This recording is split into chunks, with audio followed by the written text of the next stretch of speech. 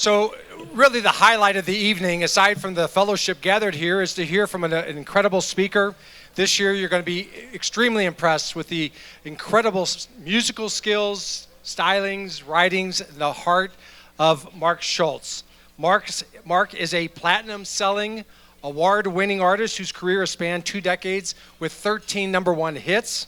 He's garnered accolades like Artist of the Year, Songwriter of the Year, and Album of the Year. In addition to a number of television appearances, he's done a little bit of everything, and he's going to share a little bit of his story of adoption and his gratefulness to his family. So without further ado, please welcome Mark Shultz.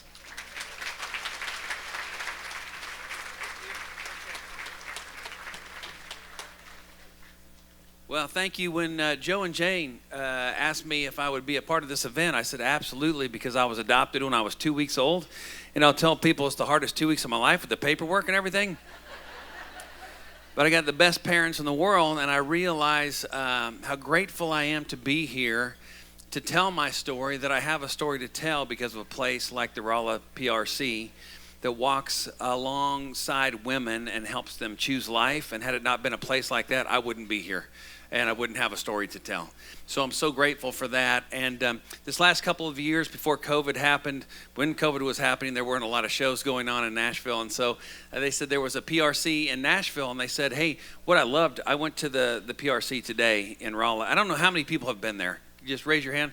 It is incredible. I'm so glad so many people have been there. I do plenty of these during the year. And when Joe stands up and says 3,864 babies have been saved and 11 have been lost, let me just tell you something. That is so far, that's like a batting average of, like, you don't hear of it in the major leagues. That's usually people say we saved half the babies or a quarter of the babies, but this is an unreal place, and I realized why it is when I went there to see how they just love women and how they encourage them and how they walk alongside them. It's really amazing. If you haven't been, please go down and just visit, because you'll be changed by the experience, as I was. But the one in Nashville said, hey, we're mentoring some men because we want them to be great dads, just like they do at the PRC here in Rolla. And so I went down there, and they said, here's a guy we want you to mentor and help him get a job and keep a job. And he said, you're going to help me get a job and keep a job? And I said, yeah. And he said, what do you do? And I said, well, I do music for a living. He says, what does that mean? And I said, well, I go around the country and I do shows. And he looked at me and he goes, oh, great. How are you supposed to help me get a job? You don't even have a real job. And that was true.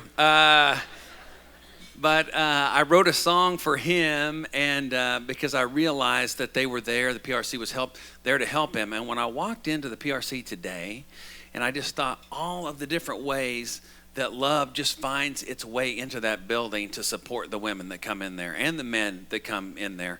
And so as soon as I walked in there, I go, I know what song we're starting off with. So this is a song I wrote for my friend who was being mentored just as much as they mentor the folks there at the PRC here in Rolla. And so I'm going to teach this song to you, and it goes like this. I'm going to sing, oh, oh, oh, and you're all going to sing, oh.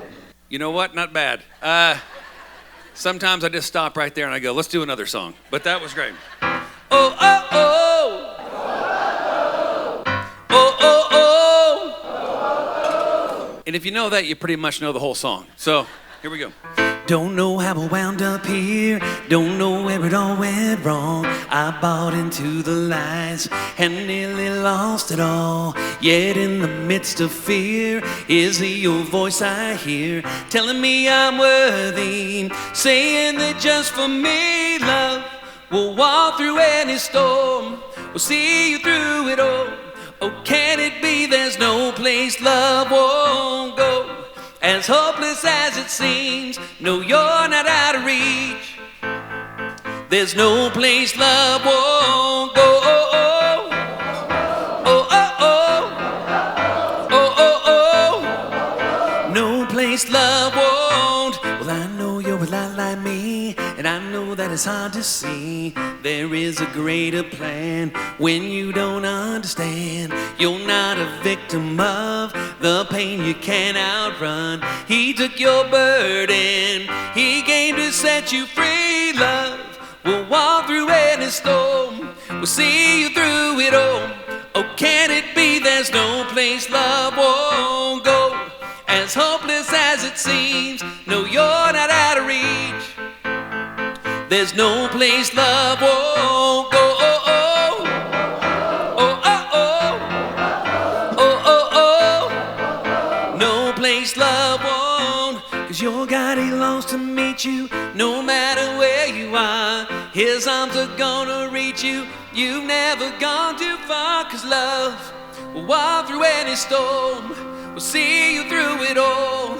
Oh, can it be there's no place love won't go? As hopeless as it seems, no, you're not out of reach. There's no place love won't go. Oh, oh, oh, oh, oh, oh, oh, oh. No place love won't go. Oh, oh, oh, oh, oh, oh, oh, oh. No place love won't go. Pretty good, y'all.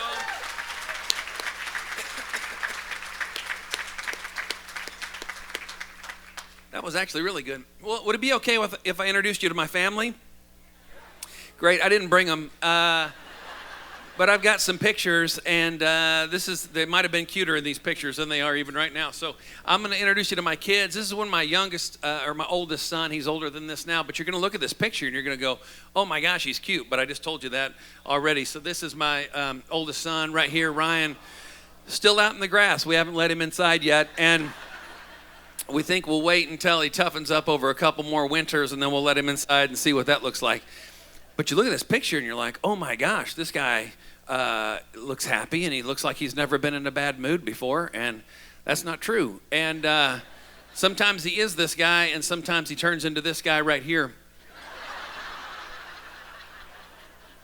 And I told my wife, I said, honey, you can't put our son out in a green bumbo next to a green leafy plant. That's emasculating, you know?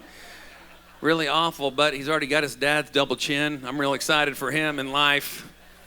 And his mom is a doctor. She was OBGYN, and so she delivers him, catches him for a living. And she loves to read, and she loves books, and she loves education, and he picked up on that. That's his genes or her genes, and his language is above mine. And so when he was 2 years old, he walked in the house, and he's like, Daddy, look, I got a plethora of leaves. And I'm like, well, you might be grounded. Let me figure out what that means. I don't know. What am I supposed to do with that? And it turns out it's not a bad word. And he's got a brother. And you know when you've got two kids, who's got a family, who's got kids in their family? You know how you can have two kids in a family, and they're the same gene pool, but they just hang out on different ends of the pool? Like Ryan is the one that's really educational like that, and Gus, our second one, just smiles a lot. He's just happy to be there like me. Even when he's sleeping, he's smiling. This is Gus taking a nap right here. And I'm going to show you a picture of their mom reading them a book. And I want you to watch as you're watching this or looking at this picture, which one's the one that's dialed into education and which is the one that's maybe not as dialed into education. And they're brothers, so it's going to be very hard to tell, but just see if you can suss it out just by taking a quick look.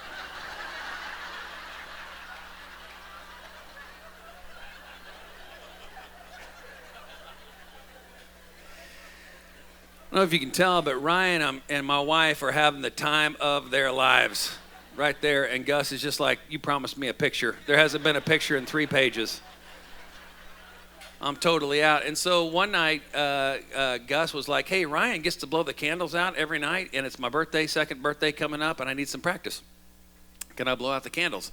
And I said, okay. And he goes, okay, get the camera ready, because I guess he wanted it documented. And so this is Gus blowing out the candles for the first time at our house, and it's a little off with the sound's a little off with the picture, but you get the idea here.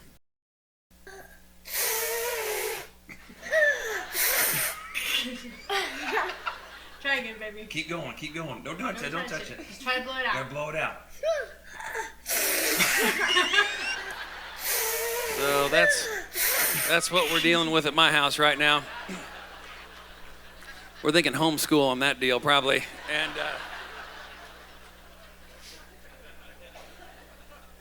And I show you these pictures. Of my boys because a few years ago I was getting ready to go on stage for a show. And there was a lady backstage, and she said, hey, aren't you adopted? And I said, yeah, I am. And she said, have you ever met your birth mom? And I said, no. And she said, do you think you ever will? And I said, I don't know. It'd be kind of strange if I just showed up now. And I was like, hey, remember me? And I said, I probably got about as much hair as I had last time she saw me. But I said, it was just probably a time where it's just kind of a selfish time. And she just gave me up for adoption. And this lady grabbed me by the collar when I was getting ready to go on and just kind of pulled me closer. She was about 75 years old, and her lips started to quiver and her face turned red, and she kind of pulled me in and she said, did you just say selfish? And I said, well, I'm just trying to go to the stage without getting beat up. And she said, let me ask you something. She said, have you ever been pregnant before? And I was honest, and I said no. And she said, for a young mother who's probably not married and is in crisis, to carry you for 9 months, that wasn't out of selfishness. And she said, and I know you haven't given birth before, but let me just tell you this, the pain of going through birth, which your birth mom did, that was not out of selfishness. And then she said, in your situation, not everybody's, but your specific situation, she would have held you in her arms, and she would have said, I want to give you the best life that I possibly can, but I'm not in the situation right now to give you that kind of life. But I know that there's a Christian family out there that's praying for somebody like you. And she would have kissed you on the head, and she would have said goodbye, and she would have handed you to a nurse who would have handed you to your mom and dad. I can guarantee you it wasn't out of selfishness. You were born, it was out of love. And my jaw hit the floor, because I'd never before thought of my birth mom as a hero. And I'd never before thought of a place like the Rolla PRC as champions who are on the front line to cheer on those heroes.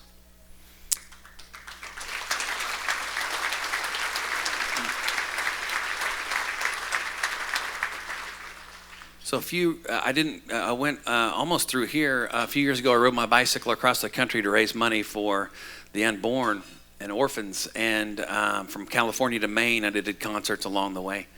It was one of the greatest things I've ever done. And I had some time and on my hands because I was riding like 100 miles a day, just pedaling my bicycle to the next show.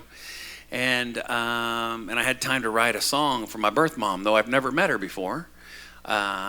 I wrote this song, and I was talking to Joe on the phone just the other day, and he told me that this song that I wrote as I was on my way through Missouri to the East Coast, we made a video of it, and it's a tip of the hat to my birth mom to say, gosh, when you gave me up, you gave me everything. You gave me life. And I was just thrilled to know that Joe and I had never met, but he said, we know you because we show your video in our coaching rooms. When the ladies come into the room, they see your video. And I'm honored by that, not only because those are in the room here in Missouri, but because I was born in Kansas City. And so it feels a little bit like coming home and having my song in the rooms feels awfully special to me. And I hope it's special to my birth mom. And I don't know if she's ever heard this song before, but my hope is that she has, and that she would say, I hope my little guy would be as happy as that one. And so this is a song that I wrote for her. Again, the video will be off just a little bit because of the dynamics of what we got here, but you can understand a little bit. This is just the song that I wrote for her. And even though it might look a little bit like a Japanese version of Godzilla, I don't know when it is you start needing glasses, but for me it might be tonight, right now. So this is her song. I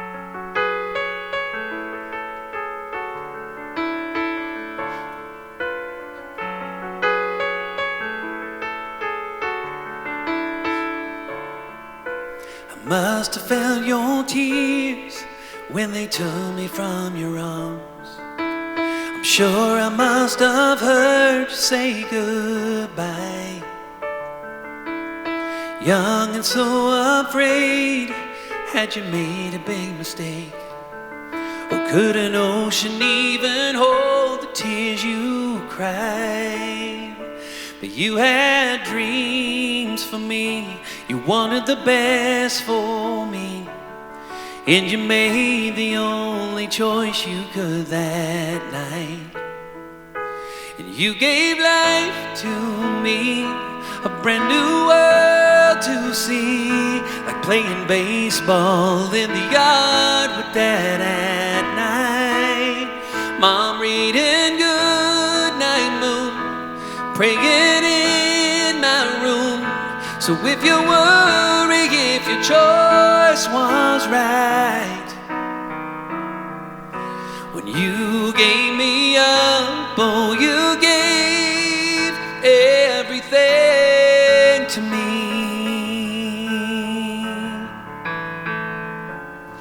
And if I saw you on the street, would you know that it was me? And would your eyes be blue or green like mine? Would we share a warm embrace?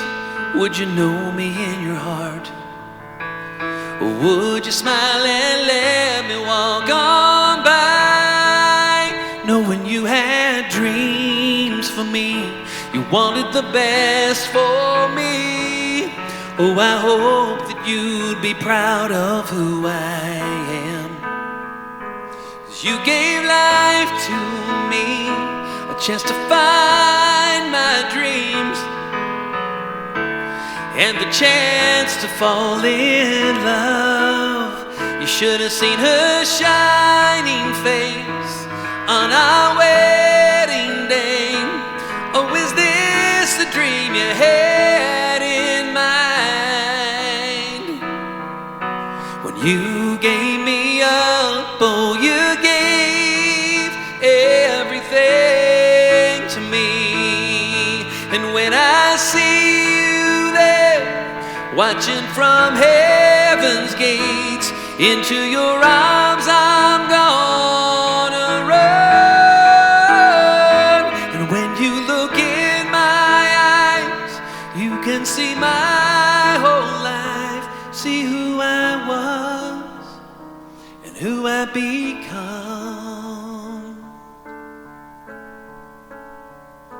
'Cause you gave life to me, a brand new world to see, like playing baseball with my sons late at night, and reading goodnight moon, praying in their room. Well, I'm so grateful that I've had this life. When you gave me up, oh, you gave everything to me. Everything to me. Everything to me.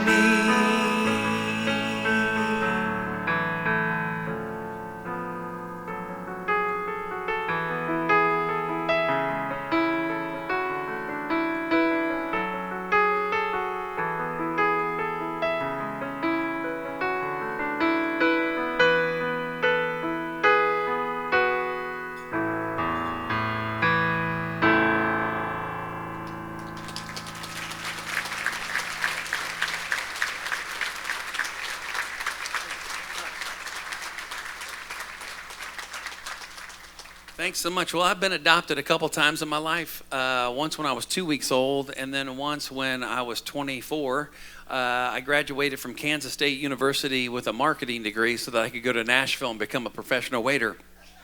And I drove into Nashville and I was looking for a place to live, and I answered a thing in the newspaper, and there was a beautiful little white house and a white picket fence, and I thought they had a room, and so I pulled into the driveway, followed my way through the, before Google Maps and all that kind of stuff. I pulled up in their driveway, and a mature couple came out, and they said, "Can we help you?" And I said, "Yeah, I'm pretty sure I live here." And they said, "We've lived here for 45 years and we've never seen you before."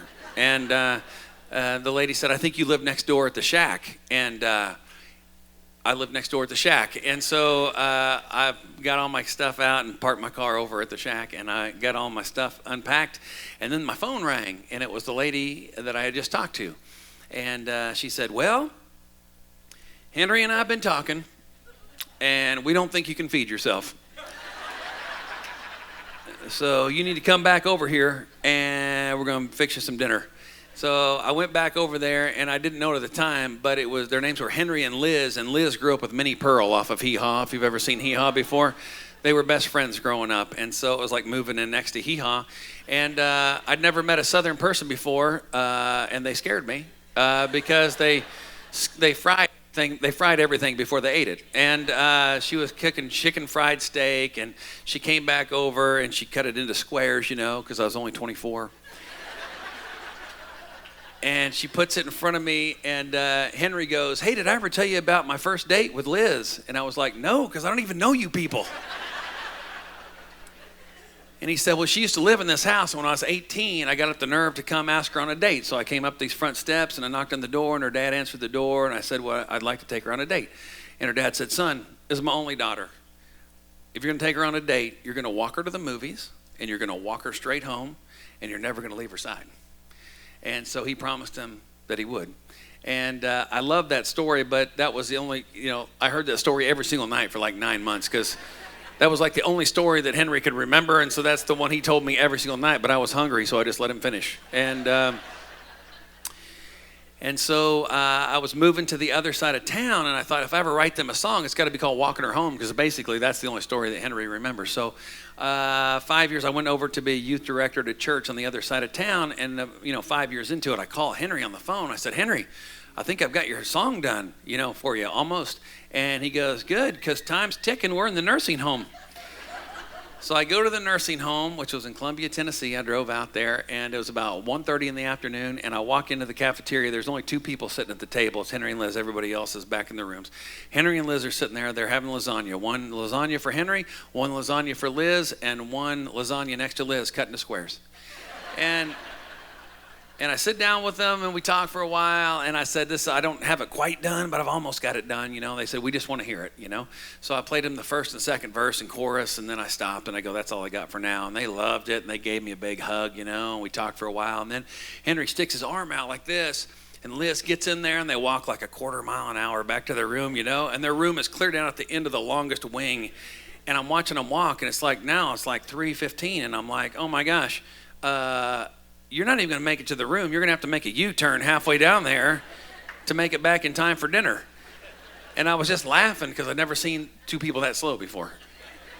And I'm laughing, and as they're walking, I just get tears in my eyes, and I'm like, oh my gosh, Henry, you just finished my song for me, because I realized when he promised her father he was going to walk her home. And I said, I shouldn't be laughing. I should be on my knees praying. I'm that guy when I'm 90 years old. A great dad, a great husband, a guy who takes care of the neighbor kid, And one of my favorite stories about Henry and Liz was that first Christmas I was there, I went over to their house. I knew it was Christmas because Liz put some holly on my chicken fried steak.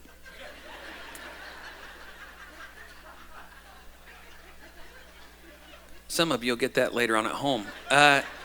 But she put the telephone on the table. It was one of those old ones, And she said, well, Henry and I have been talking, and we think you should call your folks. And I said, what for? And she said, well, we decided if we had a son like you who was trying to make it in the world today, we would want somebody to look after him. So you just call your folks and tell them they got nothing to worry about, because you just got adopted by Henry and Liz. So if you know any of my songs off the radio that I'm going to play or you've heard before, it's because I wrote them. Good night. But I wrote them because I lived next door to a Henry and Liz who cheered me on and believed in me before these songs were ever written. So this is their song, and it's a song for two of my favorite people in Nashville. Looking back, he sees it all. It was her first date the night he came to call. And her dad said, son, have her home on time. And promise me you'll never leave her side. He took her to a show in town, and he was 10 feet off the ground. He was walking her home and holding her hand. Oh, the way she smiled and stole the breath right out of him. And down that old road with the stars up above, he remembers where he was the night he fell in love. He was walking her home. 10 more years in a waiting room. At 1:30, it's when the doctor said, come in and meet your son. And his knees went weak when he saw his wife. She was smiling and she said, he's got your eyes. And as she slept, he held her tight. His mind went back to that first night. He was walking her home and holding her hand. Oh, the way she smiled and stole the breath right out of him. And down that old road with the stars up above, he remembers where he was the night he fell in love. He was walking her home, and he walked her through the best days of her life. 60 years together, and he never left her side.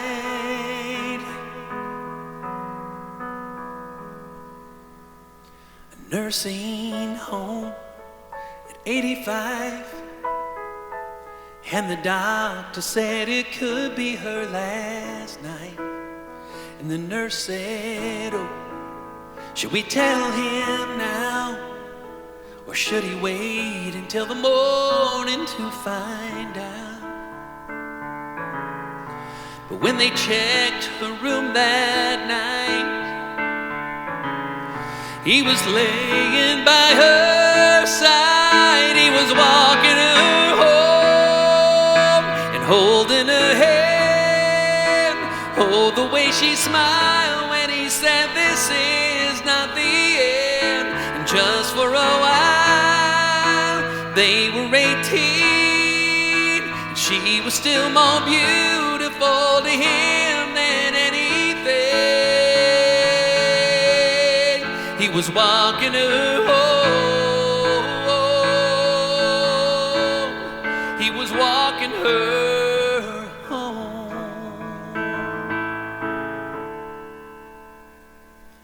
Looking back, he sees it all. It was her first date the night he came to call.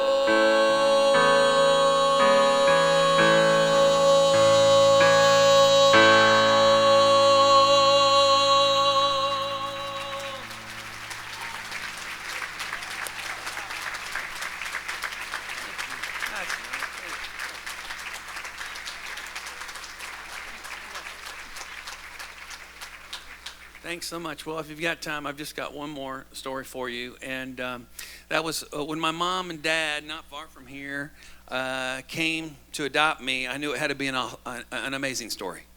And so I said, please tell me that awesome story of me being adopted, because I know it's awesome. And my mom said, well, we were from the other side of Kansas, but we drove, and there was a big white house that was the adoption agency where they would have you would pick up the babies. And we walked in the front doors of this big white house, and we walked up these big Gone with the Wind steps up to the second floor, and we walked into this room, and there was a white crib, and we walked up to the white crib, and we looked in, and there you were, and we had to decide if we were going to adopt you or not. So we went to lunch, and I was like, that's a horrible story, Mom. And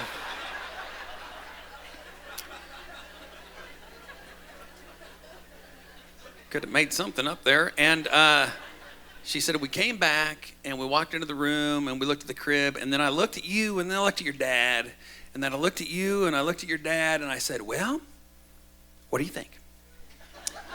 And your dad goes,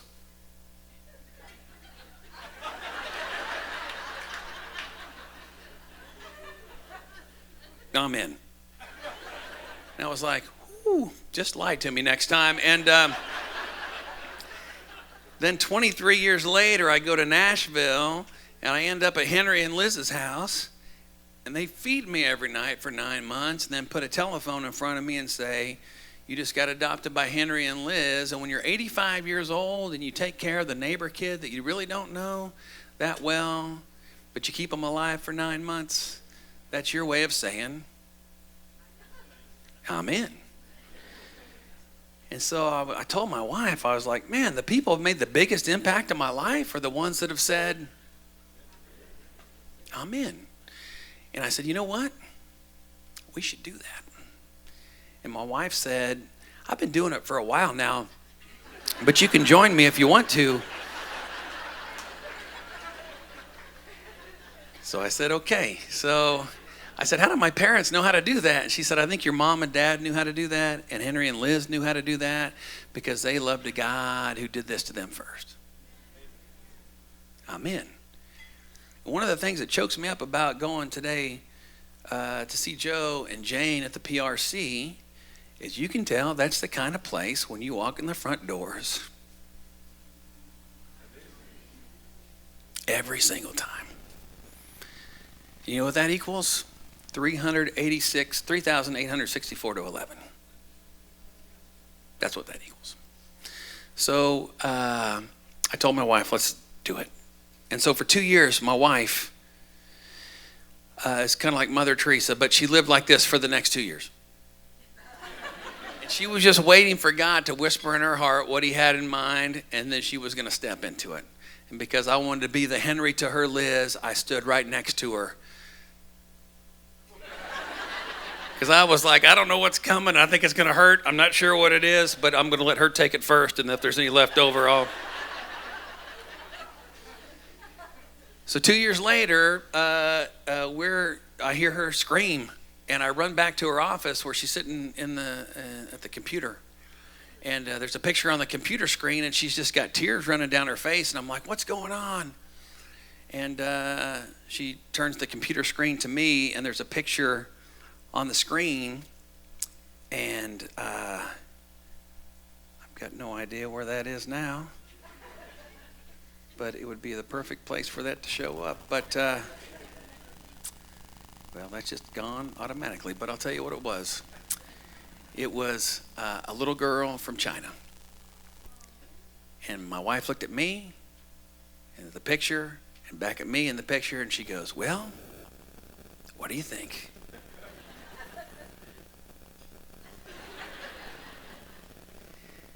And 2 weeks later, it should have been 6 months, but my wife's really good at paperwork. We showed up in China, and we got Maya May. And we were getting ready to bring her home, and the reason we were able to get her is because she doesn't have fingers on her left hand. And she comes from a place where they say if you're not perfect, you don't belong. So the first place you go is to an orphanage, and then if you age out of the orphanage, then you go to the streets. Because she comes from a place that says if you're not perfect, you don't belong, and you'll never belong, and the best thing we can do is put you on the outskirts of our society, and that way you don't count, and we don't have to count you. So we got her, and I look at her, and I'm like, oh my gosh, she's the best thing I've ever seen in my life, and I felt like carrying her home. I was like winning the Super Bowl and knocking a home run at the same time. I don't know, it was just the best feeling in the world, and I knew she was cute, and I thought maybe she's just cute because she's my daughter. But we got her on the plane, and every single person on the plane held her. Yeah, you're right. Wanted to hold her. This lady in the front. Were you on the plane? You got one right over here? Okay, see? And so everybody held her. Even the stewardesses came out and held her, or like Vanna Whiting her up and down the aisles where people are taking pictures of the stewardess. And even the captain of the plane came out and took a picture. I was like, I don't even know who's flying this thing anymore. Everybody's back here, and all I have to do now is get off the plane 17 hours later. I've been holding her, and here's the thing. All we have to do is get off the plane, and we have to step in the airport. And as soon as I step in the airport, she becomes an American citizen. And I'm walking down the jet bridge, and I'm like, somebody's about to be an American citizen, and then I'm going to give you to mom because my arms are tired. And I'm walking there. We're almost there, and 2 Delta agents step in front of us. We're in Detroit. It's where we flew into, which I was sorry for her. But that's where we came to, and they stood right between us and the door. And I said, hey, could you step out of the way, please, because I just have to put a toe down. And the lady says to me, no, we need your baby. You need my baby? I looked at my wife, and she didn't know. So I gave her my baby, this far from the door. And she took her. And she looked at her. Because she'd been looked at like this her whole life. Just looked at. And she gave her to the other lady, and she looked at her, who gave her back to her again. And she leaned down, and she got really close to her face.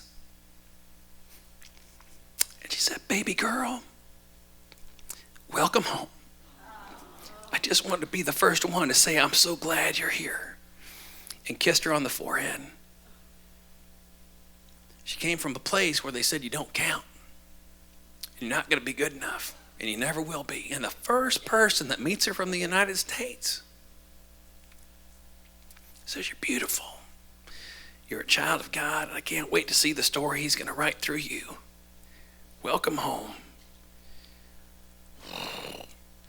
Almost went Lee Greenwood up in that place right there with proud to be an American. 2 years later, my wife called me. I mean, we talked in between there.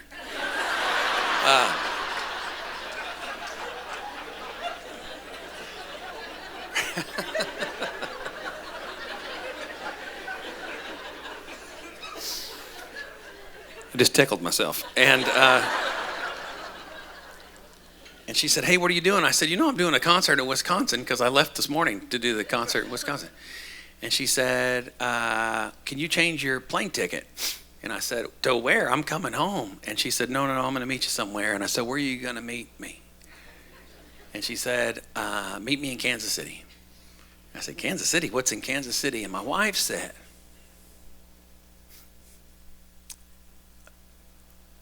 a great story. So I flew to Kansas City, and I got in a rental car, and then I picked her up at the wherever you pick people up at the airport, and we drove, and she put it in the Google Maps, where we're going. I said, where are we going again? She said, we'll find out.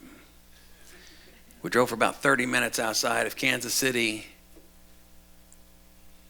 till we came to a big white house that I've been in before. And we walked in and walked up some big Gone with the Wind steps that my parents had walked up before. And we walked into a room that I've been in before and saw a crib much like the one I'd been in before. And my wife looked in and she said, well, and I said, I don't need to go to lunch. See, my wife always sends a check in every year to the Kansas Children's Service League as a way to thank my birth mom for choosing life for me. And in the 11th hour, there was a young girl who was going to have an abortion, but happened to run into a place like the Rolla PRC, who journeyed with her, and she decided, I think that someone can adopt this baby. And they were trying to figure out who, and there wasn't much time.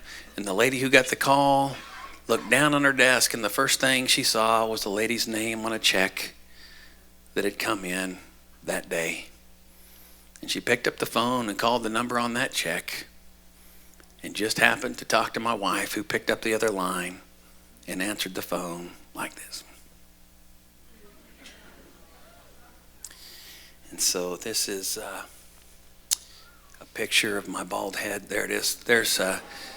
That's Ebby Lou. That's our daughter from Kansas City that comes from the same town, the same state, the same adoption agency that I came from. And I just have to show you this picture. This is Ryan, Gus, and Maya May now. And I just have to say this. I love this picture because Maya May right here is the youngest one in this picture. Now Ryan's 12, Gus is 10, and she's 7. But she's like a Chinese grandmother at our house. And when she comes home from school, the boys are outside playing in the trees, and she will come to the front door, and she will open it up, and she will yell, "Where are my boys at?" And they will come running because they're scared of her. But here we are a couple years ago, and I'm actually excited to be in a hotel tonight after this is over with, just for a night.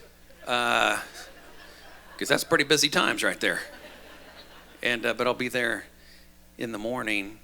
But I look, I just have to show this. This is Ebby Lou, my daughter, Ebby Lou, who stole my hat and my dessert in this picture. And here's my girls right now. Now let me just say something. Every year when their birthday happens, I get on the phone and I call PRCs around the country. And I thank them for what they do, because I walk in their room every morning and I go, "Good morning, girls," and they pop their heads above the pillows and like, "Daddy," and my knees buckle, and I'm like, "Oh my gosh, how do I get to be your dad? Are you kidding me?" Can you imagine these two not on the earth? So this last picture, I'll just say this. I love this picture because, number one, my boys think their dad's the only one that can cut their hair.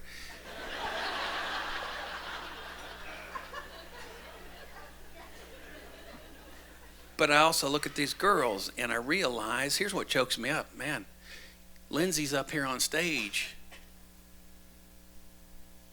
And Lindsay says, "You've all been on my team. And I won't let you down." And I look at these girls. And what I want to tell Lindsay and the rest of the girls that walk into the Rolla PRC, we're on your team, and we won't let you down. Amen. We're in.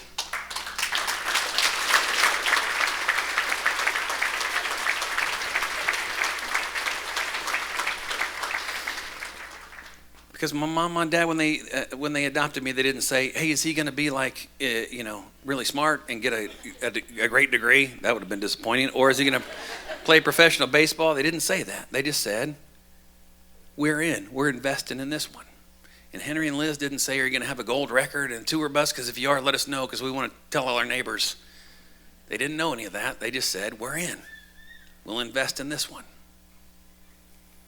Tonight, we say, we'll let God write the story. We just want to be part of a big story, because when you live like this with your head down, you live your own small story. But when you invest in a place like the Rolla PRC,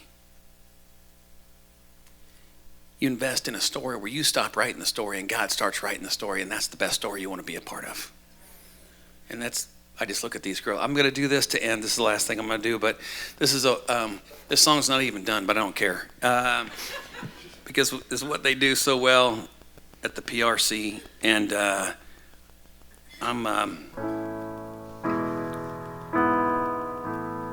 you should never do a song that's not done as the last thing you do. I think that's a bad idea. Hold on, I need to think of I'm going to write a verse here real quick. Again, don't do this at home. But I do this song because it's perfect for what they do, and I've heard story after story of going there today, and then I look at Lindsay and Faith sitting over here at this table, and I hear their stories. And they came in contact with a loving God at a place like the Rolla PRC,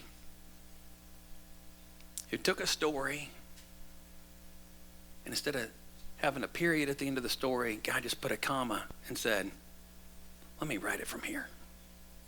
And so this is what the Rolla PRC does so well, and my hope is that we can support them tonight in a way we've never supported them before, because the need is greater than it's ever been before. So if you gave last year, my hope is you just add a 0 to it. Or you go, we'll double it. Or more importantly, just listen to what your wife says because she's going to know. So I'm going to do this one to end. Thanks so much for having me. I'm grateful to be back in Missouri. So close to where I was born. So close to be at a place like the Rolla PRC that helped my birth mom decide it was okay for me to live a great story. They're not gonna make it, that's what everyone says. The damage is done and their love is run dead. There's nothing to do now, it's just time to let go. No storybook ending as it comes to a close.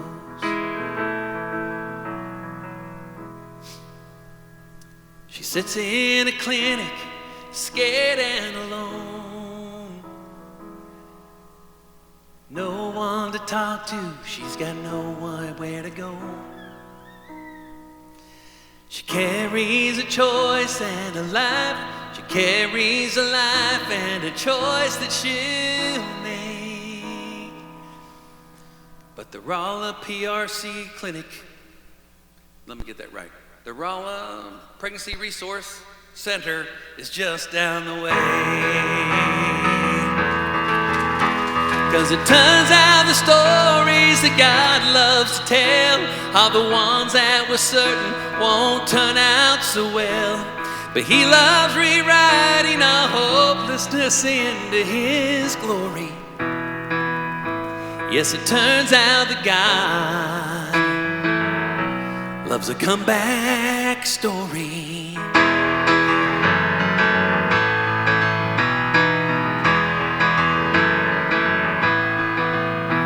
Well, if you don't believe me, just remember that tune. They left Him for dead and they said it was through. Oh, but just 3 days later that stone rolled away, and there stood my Savior and everything changed. 'Cause it turns out the stories that God loves to tell are the ones that we're certain won't turn out so well. But He loves rewriting our hopelessness into His glory. It turns out that God loves a comeback story. Yes, it turns out that God loves a comeback story.